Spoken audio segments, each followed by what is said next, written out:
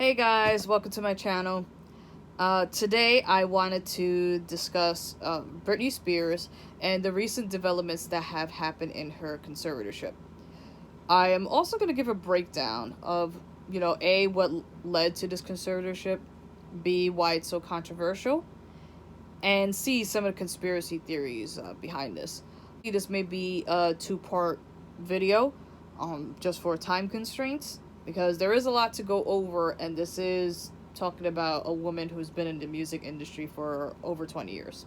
So, with that, let's get started. So, on September 18, 2019, so this past Wednesday, Britney Spears' father, Jamie Spears, was reinstated as her conservator.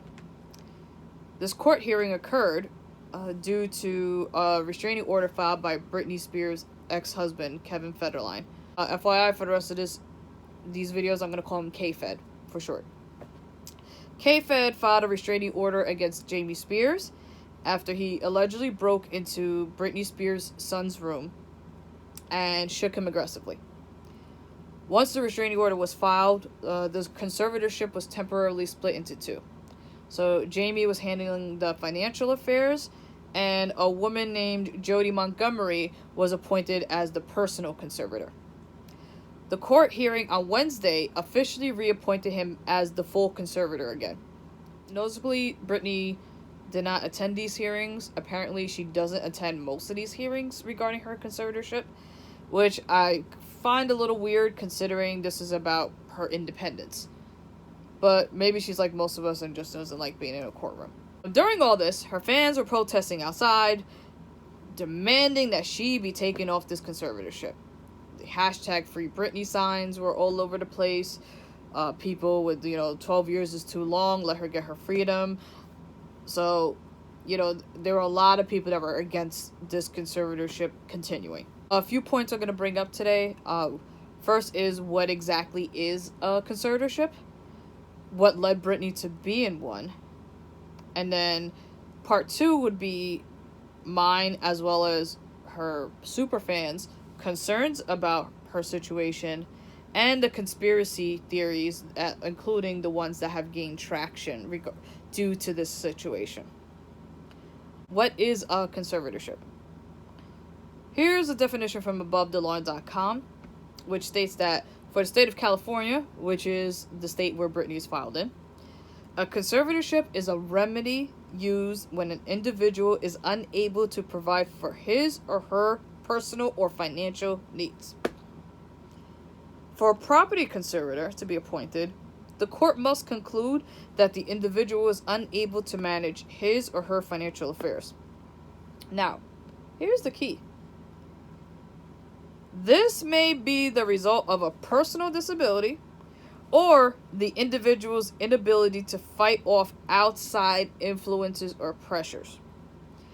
A conservator of the person ensures that the conservatee, which is Britney, has proper food, clothes, and shelter, and can also make medical decisions on their behalf. This is known as a guardianship in other states. So, Britney has been under a conservatorship since her public breakdown in 2008. That's almost 12 years straight. Talk about she has no control of anything in her life like a normal adult would.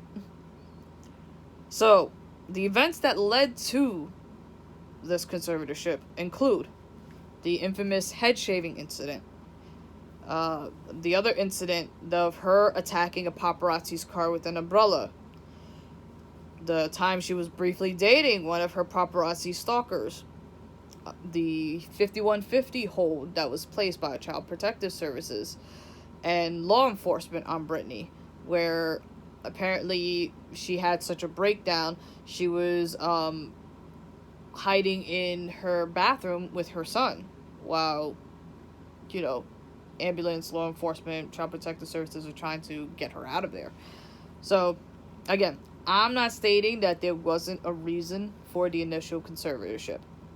I think that the events that happened in her life made it very clear that she needed help.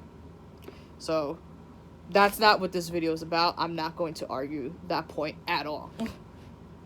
My focus is more of the length of time, because the length of time is highly unusual given the circumstances. So, what's interesting is that some of the people that know of this conservatorship and are close have argued that her unusual behavior was showing years prior.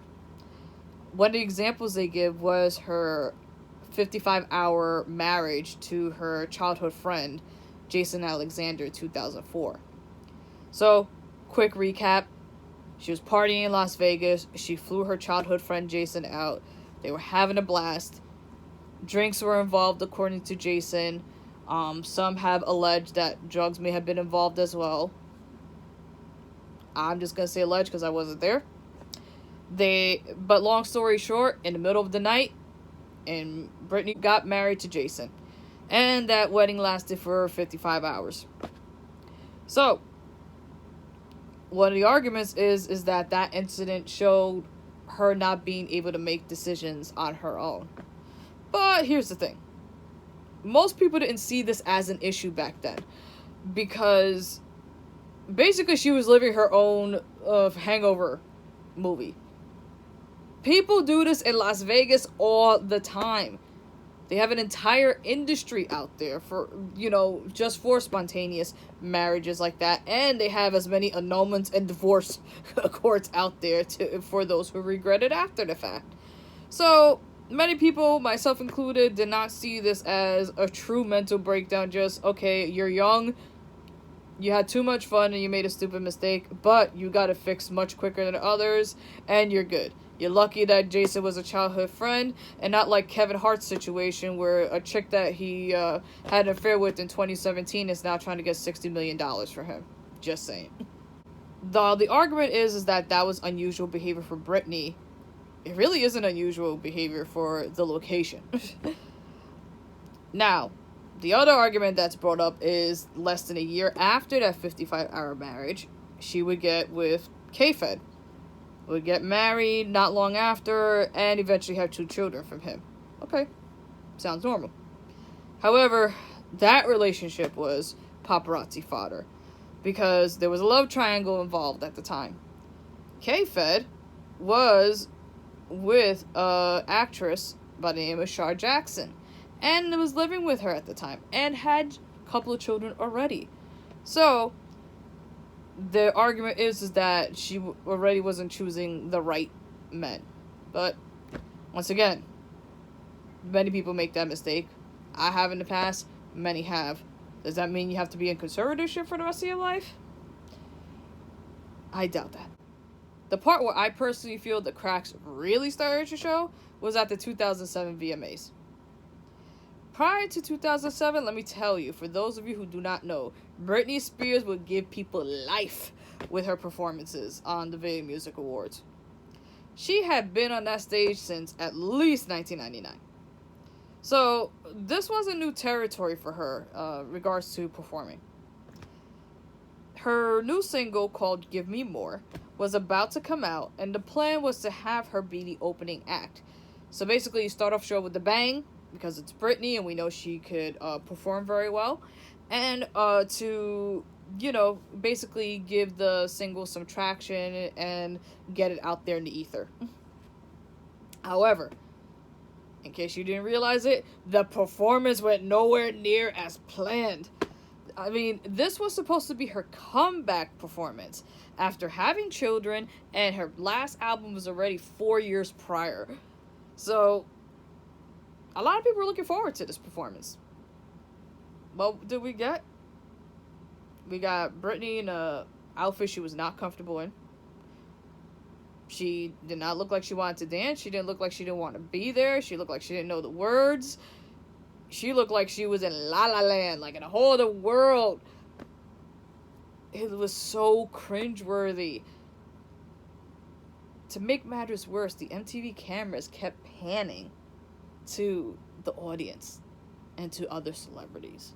So, you see Rihanna's reaction, which she just has to, what the hell? Like, what the? 50 Cent is laughing in her face. Like, ha ha ha ha. And you know 50 Cent's the king of petty. So, you really don't want him laughing at you. I mean, like, for those of you who either have never seen it or need a refresher about how cringeworthy that performance is, I'll leave the link down below. It was like, it was not her best work. This performance was so bad for her caliber. I'm gonna say that, because she's still a much better performer than many people. So I would never take that away from her. But this performance affected her single and album sales in a negative way. She's now granted, she sold 3 million units worldwide and 1 million in the US. However, her previous album sold 6 million and 3 million in the US, so about double. Her first 3 albums had even higher sales. So while on paper, Britney still went platinum, still sold a lot of records. Reputationally, it was considered a flop. She would fare better with her 2008 album Circus, but even to this day, she has yet to hit the numbers she was selling during her teen years. Some people argued the pressure to hit those numbers may have helped in messing with her mental health. Add being stalked 24/7 by the paparazzi, being a fairly new mother, having problems with her marriage. You can see the pressure. The pressure for her body to look the exact same as before having children. It seemed like it was all too much for her at the time. So, this is part 1 of my Britney story. If you like it, please subscribe, give a like, hit the like button, link down below. And I'll go over part 2 shortly.